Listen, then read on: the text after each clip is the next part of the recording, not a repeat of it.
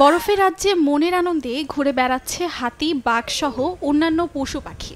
এমন বিরল চিত্রের দেখা মিলল যুক্তরাষ্ট্রের টেক্সাস অঙ্গরাজ্যের হিউস্টন চিড়িয়াখানায়।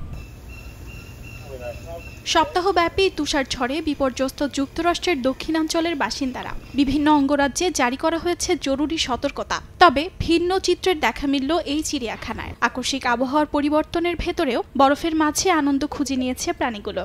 চিড়িয়াখানা কর্তৃপক্ষের মতে কিছু কিছু পশু পাখি এই প্রথমবারের মতো তুষারের অভিজ্ঞতা অর্জন করল।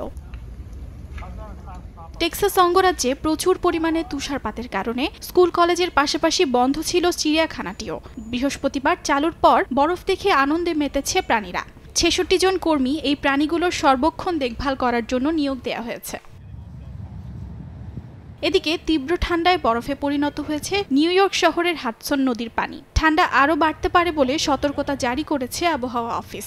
মানুষজনকে প্রয়োজনীয় ব্যবস্থা গ্রহণের পরামর্শ দেওয়া হয়েছে। উর্জিতা শাহজিন, সময় সংবাদ।